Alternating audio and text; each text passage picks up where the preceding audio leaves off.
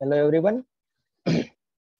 आज profit from it team की तरफ से मैं आईसीआईसीआई बैंक का रिजल्ट आपके सामने लाके आया हूँ, जिसका हम डिटेल में एनालिसिस करेंगे। तो मैं चिराग गोयल और बैंक ऑफ बड़ौदा में जॉब करता हूँ और बेसिकली राजकोट से हूँ। तो यहाँ पर आपको कुछ बैंकिंग इंसाइट देने के लिए ये प्रेजेंटेशन हमने को थोड़ा लेट से दे रहे हैं। जैसा कि आप लोगों को पता होगा कि हम सारे प्रेजेंटेशन रिजल्ट आने के 48 आवर्स में कंप्लीट करते हैं, बट यहाँ पर क्यों हुआ? आईसीआईसीआई बैंक का रिजल्ट आया हुआ तकरीबन एक मंथ हो गया और ये प्रेजेंटेशन में आज आपके लिए लाया हूँ। तो ये क्यों लेट से आया है उसके बारे में भी आपको मैं बताऊंगा, बट उससे पहले मैं बताना चाहूंगा कि प्रॉफिट फ्रॉम इट टीम को बधाई है कि पीयूष सर को और प्रॉफिट फ्रॉम इट टीम को और उसके इंस्टीट्यूट को best stock market training institute का अवार्ड मिला है। ये प्योरली पीयूष सर की 15 साल 20 साल की मेहनत है और सर का जो जुनून है कि अपने पास जो नॉलेज उसने बहुत मेहनत से एकत्रित किया है वो अपने स्टूडेंट्स को दे और स्टूडेंट्स के माध्यम से रिटेल इन्वेस्टर्स को भी दे, ताकि उनका भी फ्यूचर अच्छा रहे और अच्छे से वेल्थ क्रिएट कर पाए। और ये इंश्योर करता हूँ कि सर ये कोई भी अवार्ड है, ये हमारे लिए कोई एंडिंग प्रोसेस नहीं है, ये जस्ट बिगिनिंग है कि हम बेटर से बेटर करें और आप लोगों को अच्छे से गाइड करें। तो मैं पुराने क्वेश्चन पे आता हूँ कि आईसीआईसीआई बैंक का प्रेजेंटेशन हमने लेट क्यों दिया। तो आपको पता होगा कि हमारी टीम में से प्रशांत खरे सर ने आपको सबसे पहले एचडीएफसी बैंक का डिटेल में एनालिसिस बताया था। रिसेंट में सौरभ भाई ने, जो राजकोट से ही है, मेरे सिटी से ही, उन्होंने आपके सामने एसबीआई बैंक का रिजल्ट बताया था और उसके बाद बंधन बैंक का रिजल्ट लेके आए थे। तो तीनों बैंक के बाद हम आईसीआईसीआई बैंक का लाने का प्लानिंग इसलिए है क्योंकि मैं बेसिकली बैंकिंग इंडस्ट्री से हूँ, इस टीम से, तो मैं आपको अच्छे से गाइड कर पाऊंगा कि इन तीनों में क्या डिफरेंस था और आईसीआईसीआई बैंक उससे कैसे रिलेट करती है। तो ये एक बैंक के साथ साथ, एक स्टॉक के साथ साथ उसकी इंडस्ट्री का भी ओवरव्यू करेंगे हम। तो जैसे प्रशांत सर ने बताया था कि हमारी बैंकिंग इंडस्ट्री जो है वो 3 पार्ट में डिवाइडेड है। पब्लिक सेक्टर बैंक हो गई, प्राइवेट सेक्टर बैंक हो गई और स्मॉल फाइनेंस बैंक हुई। अब ये तीनों ऐसे क्यों हुआ तो उसका मैं आपको बताऊं। जब अंग्रेजों से के टाइम से बैंकिंग की शुरुआत हुई, उसके बाद मनी लेंडर्स थे। जैसे आपको पुराने हिंदी पिक्चरों में देखा होगा कि हर एक गांव में एक लाला होता है जिसके पास सब लोग अपना जमीन और गहने रख के पैसे लेते हैं और उसी कर्ज में डूब जाते हैं। पुराने हिंदी पिक्चर में आपने बहुत कॉमन चीज देखी होगी। तो वो लाला से लोगों को बचाने के लिए इंडियन गवर्नमेंट ने 1969 में सब बैंक को नेशनलाइज किया। जो सारी पुरानी बैंकें थी उसको गवर्नमेंट बैंक बनाई ताकि जो नॉर्मल पब्लिक है वहां तक बैंकिंग पहुंच पाए। 1969 से 1991 तक ये बैंकों ने अच्छा काम किया। तब कोई प्राइवेट बैंकें नहीं थी। 1991 से आपको पता है कि भाई भारत ने अपनी जो फाइनेंस है उसको फिर से रिफॉर्म करने के लिए कमेटियां बनाई। उसमें से एक कमेटी थी नरसिम्हन कमेटी। उन्होंने सजेशन दिया कि भाई इंडिया को ग्रोथ पे ले जाने के लिए पब्लिक सेक्टर बैंक के साथ साथ प्राइवेट बैंकिंग का होना भी जरूरी है। और उसके बाद ही एचडीएफसी बैंक और आईसीआईसीआई बैंक और बाकी के प्राइवेट बैंकों का जन्म हुआ। तो that was the second phase के बैंकिंग इंडस्ट्री आई। और अभी 2015 के बाद से हमें small and medium finance bank का आरबीआई गवर्नर ने बताया कि ये भी कल हो सकता है। जो ये बैंक है जो सिटी से वर्क कर रही है और छोटे छोटे गांव में नहीं जा रही, वहां पर बैंक के पहुंचाए, वहां पर बैंकिंग फैसिलिटी अवेलेबल हो। तो ये बड़ी बड़ी बैंक वहां पर जाके अपनी ब्रांच नहीं ओपन कर पा रही, तो ये शॉर्टकमिंग की वजह से वो गांव के लोगों, जो बहुत रूरल एरिया है, वहां के लोगों को भी अच्छी बैंकिंग फैसिलिटी मिले और उसके ग्रोथ स्टोरी कंटिन्यू रहे। उसके लिए third type of banking introduce हुई है। तो ये पुराना नया टोटली नया कंसेप्ट है जो तकरीबन 4-5 साल से ही आया है। तो ये तीनों चीजें आपको मिल गई। अभी आपको तीनों में डिफरेंस समझना होगा। तीनों अलग अलग एरिया पे काम करते हैं, तीनों का मोटिव अलग है। और आपने तीनों रिजल्ट देख लिए। एचडीएफसी बैंक जो प्राइवेट बैंकिंग का किंग है, साथ साथ एसबीआई जो पब्लिक सेक्टर बैंकिंग का किंग है, और बंधन बैंक जो ये जो स्मॉल बैंक है उसका सबसे बड़ा प्लेयर है। और अब मैं इन तीनों बैंकिंग के रिजल्ट आपने पहले देख लिए होंगे, मुझे पक्का है कि आपने उनको स्टडी कर लिया होगा। उसके बाद आप चीजों को रिलेट करना सीखेंगे। तो आईसीआईसीआई बैंक का ओवरव्यू अभी यहाँ से स्टार्ट करते हैं कि आईसीआईसीआई बैंक क्या है, तो मैं सबसे पहले ये बताना चाहूंगा, उसके फाइनेंस में पढ़ते हैं कि भाई उसके जो नंबर्स क्रंचिंग करने से पहले कुछ चीजें जो आईसीआईसीआई बैंक ने हम इन्वेस्टर को बताई है, ये क्यों इम्पोर्टेंट है, ये हम देखते हैं। उन्होंने 2021 के रिपोर्ट में हमें क्या बताया कि तकरीबन 15 ट्रिलियन से ज्यादा उसके कंसोलिडेट टोटल एसेट है, मतलब बढ़िया। यहाँ पर आपको लगेगा कि 15 ट्रिलियन ये है, और मोदी जी तो हमारी इकोनॉमी को 5 ट्रिलियन करने की बात कर रहे, तो यहाँ पर एक बताना चाहूंगा कि ये रुपीज में है और वो 5 ट्रिलियन यूएसडी की बात चल रही है। उसके बाद उसने बैंक ने क्या बताया, उसका जो कोर ऑपरेटिंग प्रॉफिट है वो तकरीबन 31,000 करोड़ से ज्यादा है, तो प्रॉफिट आफ्टर टैक्स है वो 16,000 करोड़ से ज्यादा है। तो ये सब चीजें सब नॉर्मल लोग देखते हैं। बाकी की नीचे की जो चीजें बताई है, तो सबसे पहले उसने बताया टोटल कैपिटल एडिक्वेसी रेशियो। वो क्या होता है, वो एक कुशन है। जैसे हम मान के चले ये एक इंश्योरेंस है, इतने रुपए बैंक के पास है, अगर वो एक अमाउंट तक लॉस करती है तो उसके डिपोजिटरों को कोई नुकसान ना।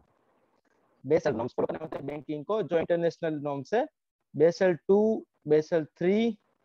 बेसल 2 के हिसाब से सारी बैंकों को 8% का मेंटेन करना है, और जो लेटेस्ट आया बेसल 3, उसके हिसाब से सारी बैंकिंग को, मतलब इंडिया की नहीं, सब बैंकिंग को जो स्टैंडर्ड बताए गए वो 10.5% बताए हैं।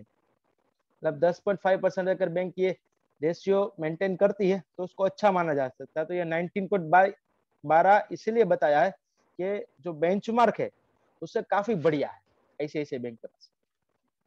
इसके बाद नेट इंटरेस्ट मार्जिन बताया होगा, ये क्या है, ये जो हम देखते हैं कि मार्जिन देखते हैं कि कितना रुपया आता है, उसमें से कितना घर पे प्रॉफिट आता है, वो नेट इंटरेस्ट मार्जिन नहीं है। ये इंटरेस्ट मार्जिन बैंकिंग में ही होता है।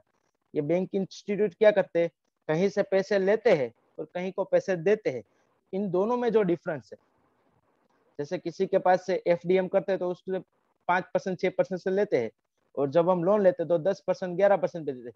तो ये दोनों के बीच का जो डिफरेंस है वो 6.69 है, 3.69। तो ये काफी अच्छा माना जा सकता है। टोटल डिपॉजिट है तो उसकी 21% से ईयर ऑन ईयर बढ़ रही है। कासा रेशियो है, जो उसके पास डिपॉजिट आती है, कासा का मतलब क्या होता है, कासा इंपोर्टेंट क्यों है, कि उसको बहुत कम पैसे में उसको पैसे कम ब्याज दर पे उसको पैसे मिल रहे हैं। करंट अकाउंट में कोई ब्याज दर होता नहीं, सेविंग में आपको पता है 3% के आसपास मिलता है। तो जितना कासा रेशियो बढ़िया उतना बैंकिंग वो उसका प्रॉफिटेबिलिटी रेशियो बढ़ सकता है। तो Kasa ratio 40+, that is very good. Retail proportion बताया आपको कि टोटल जितनी लोन है उसमें से 55% रिटेल लोन है। उसका क्या सिग्निफिकेंस है, उसका सिग्निफिकेंस ये है कि रिटेल लोनें जो होती है वो ज्यादा सिक्योर होती है, उसका एनपीए होने का चांसेस बहुत कम होता है। बरस पर एक कॉर्पोरेट लोन दे दिया, अगर वो एनपीए हो गया तो बड़ा लोन है, बैंक को ज्यादा नुकसान हो सकता है। बट रिटेल में अगर छोटा सा लोन को एनपीए हो गया तो कम नुकसान होगा, तो बहुत अच्छा डाइवर्सिफिकेशन हो जाता है। इसलिए रिटेल पोर्शन बहुत जरूरी है। और रिटेल लोन में हर ईयर 20% से ज्यादा ग्रोथ आ रहा है। तो उन्होंने पूरा ओवरव्यू दिया जो मैंने आपको बता दिया। अब नंबर क्रंचिंग पे जाते हैं कि आईसीआईसीआई बैंक पूरे इंडस्ट्री में कहां पर खड़ी है। तो जहां पर देखा जाए कि प्राइवेट बैंक की जो इंडस्ट्री है उसमें 16 कंपनियां है, 16 कंपनियों से मिलकर 23 लाख करोड़ का मार्केट कैप है। इसका सबसे बड़ा portion HDFC bank first, then ICICI bank, then Kotak bank, और उसके बाद एक्सिस बैंक। चारों मिलकर 80% से ज्यादा मार्केट कैप ये चार बैंक का है। हम इसको आगे कंपैरिजन में लाएंगे। सेल्स की बात करें, ये बैंकें मिलके 6 लाख करोड़ से भी ज्यादा सेल्स करती है। तो यहाँ पर आप देखोगे कि एचडीएफसी बैंक से भी बड़ा सेल आईसीआईसीआई बैंक का है। मतलब प्राइवेट बैंकिंग में सबसे बड़ा धंधा किसका, तो आईसीआईसीआई बैंक का। उसके बाद एचडीएफसी बैंक, उसके बाद कोटक एंड एक्सिस बैंक आती है। प्रॉफिट की बात करें तो चित्र थोड़ा उल्टा हो जाता है। एचडीएफसी बैंक काफी आगे निकल जाती है आईसीआईसीआई बैंक के मुकाबले प्रॉफिट में, और सेकंड नंबर पे आईसीआईसीआई बैंक है, थर्ड पे कोटक बैंक है। तो यहाँ पर देखा जाए तो सेल्स में फर्स्ट आईसीआईसीआई बैंक, प्रॉफिट में सेकंड आईसीआईसीआई बैंक। तो आईसीआईसीआई बैंक ग्रोथ के मामले में बहुत अच्छा हो गया। अब क्वालिटी चेक करते हैं, हमने देखा क्या ऐसा क्या हुआ कि भाई सबसे ज्यादा धंधे के बाद भी सबसे ज्यादा प्रॉफिट तो एचडीएफसी बैंक का आता है। तो प्रॉफिट मार्जिन यहाँ देखोगे कि चार जो बैंक हमने मेजर बताई है उसमें सबसे बढ़िया प्रॉफिट मार्जिन एचडीएफसी बैंक के है, उसके बाद कोटक बैंक है, और उसके बाद आईसीआईसीआई बैंक है। तो यहाँ पर ये बैंक थोड़ा मार खा जाती है। आरओई किसने सबसे ज्यादा कमा के दिया, यहाँ पर भी आपको दिखेगा कि एचडीएफसी बैंक ने अपने पुराने इन्वेस्टरों को सबसे ज्यादा वेल्थ क्रिएट करके दी है। उसके बाद आईसीआईसीआई, कोटक और एक्सिस बैंक का नंबर आता है। और एनपीए। बैंकिंग का सबसे बड़ा प्रॉब्लम एनपीए है। तो ग्रोस एनपीए की बात करें तो एचडीएफसी बैंक का 1.3% है, जबकि ये चारों प्राइवेट बैंक में सबसे ज्यादा एनपीए 5.1% आईसीआईसीआई बैंक का है। उसके बाद एचडीएफसी के बाद कोटक, उसके बाद एक्सिस और उसके बाद आईसीआईसीआई बैंक आती है। क्वालिटी पैरामीटर में देखा कि फर्स्ट नंबर पे एचडीएफसी, सेकंड नंबर पे कोटक, थर्ड नंबर पे आईसीआईसीआई है। ग्रोथ के पैरामीटर में सेल्स में फर्स्ट आईसीआईसीआई बैंक और प्रॉफिट में सेकंड है। और एनपीए का असर आपने सौरभ भाई वाले वीडियो में देखा होगा कि वहां पर क्या हुआ था कि 2016 से जब एनपीए की नई गाइडलाइंस आनी शुरू हुई आरबीआई की तरफ से, तो एसबीआई बैंक ने 2-3 साल प्रॉफिट नहीं किया था, बहुत कम प्रॉफिट हो गया था और एक दो साल तो लॉस भी कर दिया था। तो हम ये देखते हैं ऐसा एचडीएफसी बैंक में नहीं हुआ था, ये हमें आप प्रशांत सर ने बताया था। तो आईसीआईसीआई बैंक में क्या हुआ? तो यहाँ पर आपको देखेगा कि जो 23 साल की ग्रोथ स्टोरी है, 20 साल में 60% उसका सेल्स हुआ है। तो 2002 में जिसका धंधा 2500 करोड़ के ऊपर था, वो भी 1,60,000 करोड़ को पार कर गया है। कंटिन्यूअसली 23% CAGR, मतलब बहुत अच्छे ग्रोथ से उसका धंधा बढ़ा है। प्रॉफिट की बात करते हैं तो यहाँ पर देखने को मिला 2002 में तो 250 करोड़ का प्रॉफिट करती थी, तो तकरीबन 18,000 करोड़ प्रॉफिट पे पहुंच गई। और यहाँ पर आपको देखने को मिलेगा 2002 से लेकर 2015 तक कंटिन्यूअसली प्रॉफिट बढ़ा था। फिर वो टाइम आया जहां पर एनपीए की सब रामायण स्टार्ट हुई और सब सारी बैंकों के प्रॉफिट कम होने लगे या फिर लॉस मेकिंग करने लगी। एसबीआई में लॉस आया था, यहाँ पर देखोगे आईसीआईसीआई बैंक में लॉस नहीं आया। हमारे बैंक ने थोड़ा टाइम अंडर परफॉर्म किया, बट तो भी प्रॉफिटेबल थी। प्रॉफिट मार्जिन डाउन हुए और जैसे ही एनपीए कम हुआ तो 2019 से फिर से वो पुरानी ग्रोथ स्टोरी स्टार्ट हो गई और तकरीबन बहुत अच्छे रेट से पिछले 3 साल में उसके प्रॉफिट ग्रो हुए हैं। तो इस बैंक ने कभी पिछले 20 साल में लॉस नहीं किया, ये एक बात याद रखने की। रिजर्व की बात करें जो 2002 में 5,000 करोड़ के ऊपर था, वो भी 1.5 लाख करोड़ के ऊपर पहुंच गया। 20 साल में 18% CAGR से बस 30 गुना रिजर्व हो गया है। तो हमने देखा ग्रोथ में क्या हुआ, अपना जो सेल्स है वो 23% से बढ़ा, प्रॉफिट 24% से बढ़ा, कभी कंपनी ने लॉस नहीं किया, और रिजर्व भी तकरीबन 18% से बढ़ा, मतलब ग्रोथ जबरदस्त है। क्वालिटी में थोड़ा एचडीएफसी बैंक और कोटक बैंक के पीछे है। करंट क्या चल रहा है इसमें, तो करंट देखा जाए तो पिछले 9 मंथ के रिजल्ट हमने जब डिक्लेयर किए थे तब देखा था कि उनका धंधा 7% से बढ़ा है। वही ट्रेंड कंटिन्यू रहा, एक साल खत्म होता 8% से बढ़ा था। फर्स्ट क्वार्टर का रिजल्ट 3% से, और यहाँ पर देखा कि 3% से डाउन है और ये अच्छे ग्रोथ पे है, तो रिकवर करके साल के एंड तक 5% ग्रोथ होने की उम्मीद है। प्रॉफिट में क्या सीनरी, तो आपको देखने को मिलेगा कि एनपीए ज्यादा डाउन होने से इसका प्रॉफिटेबिलिटी बहुत अच्छी बढ़ी थी। 62% से प्रॉफिट 9 मंथ में बढ़ा था, वही साल खत्म होते होते 92% से प्रॉफिट बढ़ा था एक साल में। और ये जो नया क्वार्टर स्टार्ट हुआ उसमें 52% से बढ़ा। अभी करंट हाफ ईयर में, ये हाफ ईयर में पिछले हाफ ईयर के मुकाबले 36% से बढ़ा है, और उम्मीद है कि कंजर्वेटिवली चलेंगे तो 25% तो ये साल में प्रॉफिट बढ़ने की उम्मीद है ही। और ये 52 से 36 का जंप के बारे में भी मैनेजमेंट ने हमें बताया कि ऐसा क्यों हुआ। उसके दो रीजन है। फर्स्ट रीजन क्या है कि जो कंपनी अपने एम्प्लॉय को जो शेयर देती है उसके जो वैल्यूएशन निकालती थी वो पहले इंट्रिंसिक वैल्यू पे देती थी, अपने बैलेंस शीट में इंट्रिंसिक वैल्यू के हिसाब से रखती थी कि इनका इंट्रिंसिक प्राइस ये है, इतना इसका खर्चा ये है। भी 2021 में कंपनी ने डिसाइड किया कि हम इंट्रिंसिक वैल्यू पे नहीं, फेयर वैल्यू, जो अभी मार्केट प्राइस के आसपास की फेयर वैल्यू जो मानी जाती है जो बाजार में, उसके हिसाब से रखे, तो वो तो हमेशा ज्यादा होती है। तो वो इतना ज्यादा प्रोविजनिंग किया और इतना प्रॉफिट में से पोर्शन उसमें शिफ्ट किया, उसकी वजह से थोड़ा प्रॉफिट डाउन हुआ। सेकंड रीजन क्या है, आपको पता है कि लास्ट ईयर कोविड आया था, तो कोविड की वजह से बैंक ने तकरीबन 6,000 करोड़ का प्रोविजनिंग किया था आरबीआई के कहने पर, कि आरबीआई ने गाइड किया था कि इतना प्रोविजनिंग आप कर लो तो आपको आगे जाके प्रॉब्लम नहीं होगी। तो प्रॉब्लम से सॉल्यूशन की तरफ आगे बढ़े, एक साल हो गया, इस साल अच्छा रहा। तो फर्स्ट क्वार्टर में वो 6,000 करोड़ में से तकरीबन 1,150 करोड़ उसने फिर से अपने प्रॉफिट में ऐड कर ली। अभी इतनी रिजर्व रखने की जरूरत नहीं है। जैसे इमरजेंसी फंड बोलते हैं ना लोग, हम इमरजेंसी के पैसे रखते हैं, हमारे पास कुछ काम आ गया तो वो काम आके बैंक के लिए भी यही लागू होता है। फिर हमने सोचा कि चलिए इतने ज्यादा इमरजेंसी फंड की जरूरत नहीं है, थोड़ा हम हमारे पास ले लेते हैं। तो बैंक ने भी यही किया और सेकंड क्वार्टर में वो चीज नहीं हुई, तो उसकी वजह से फर्स्ट क्वार्टर की प्रॉफिटेबिलिटी और सेकंड क्वार्टर से प्रॉफिटेबिलिटी से बढ़िया रही। अगर यहाँ पर भी 1150 करोड़ उसने उस फंड में से लिए होते तो शायद ये भी हमें 50% देखने को मिलता। बट हम ये मान के चलते हैं कि आगे भी 2 क्वार्टर में ऐसा कुछ नहीं करेगी बैंक, और कंजर्वेटिवली 25% से उसका प्रॉफिट बढ़ेगा ही बढ़ेगा। इस बैंक से फ्यूचर में क्या उम्मीद रखें? तो फ्यूचर में देखा जाए तो ये धंधा 2022 में 1,70,000 करोड़ के पास पहुंचेगा, 2025 तक 2,80,000 करोड़ के पास, और 2030 तक 5 लाख करोड़ को पार कर जाएगा। प्रॉफिट की बात करें तो इस साल 23,000 करोड़ के प्रॉफिट की उम्मीद है, 2025 तक 30,000 करोड़ को पार कर जाएगा, और 2030 तक 60 करोड़ को पार कर जाएगा। अभी आपकी HDFC बैंक है जो सबसे बड़ी है, तो 30,000 करोड़ का धंधा आज कर रही, प्रॉफिट आज कर रही है।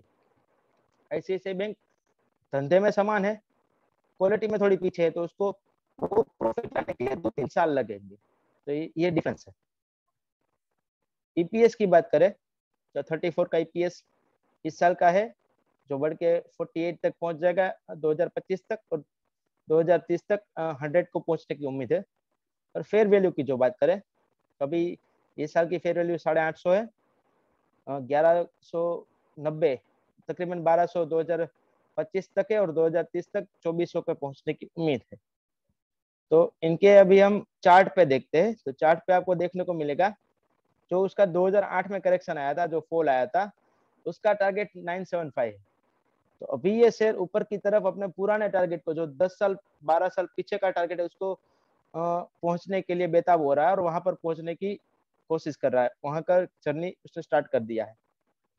अभी क्या शेयर का भाव है 776। तो हमने वैल्यूएशन में देखा कि अभी ये फेयर प्राइस के आसपास चल रहा है। अगर आपको इस शेयर में क्या करना है, तो मैं मेरी एडवाइस देना चाहूंगा, अगर आपके पास ये पोर्टफोलियो में शेयर है तो 650 से 550 के बीच इसको एक्यूमुलेट कर सकते हो। और अगर आपके पास नहीं है तो ये इंडस्ट्री का सबसे बढ़िया शेयर HDFC बैंक है, तो आप उसको भी ले सकते हो। अभी पोर्टफोलियो का एलोकेशन की बात करें तो 2% लिखा, उसका क्या रीजन है?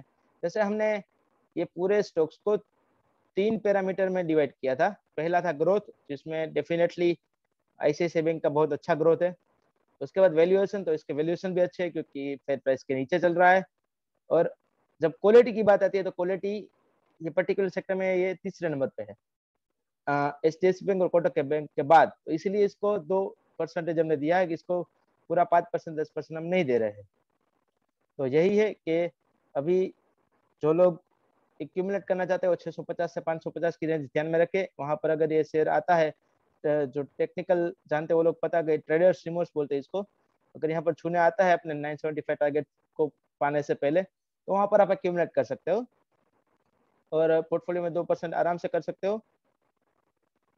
और यहाँ पर एक डिस्क्लेमर देना चाहूंगा, ये कोई स्टॉक सजेशन नहीं है, ना मेरी तरफ से ना प्रॉफिट फॉर्म टीम की तरफ से। अगर आप अपने पोर्टफोलियो में इसको ऐड करना चाहते हो या हटाना चाहते हो तो अपने फाइनेंशियल एडवाइजर की सलाह जरूर ले। ये केवल वीडियो जो है आपको एजुकेशन पर्पस के लिए दिया गया है, ताकि आप इससे कुछ सीखें और आपको खुद की है रिसर्च करने में हेल्पफुल हो। थैंक यू पूरी प्रॉफिट फॉर्म टीम की तरफ से।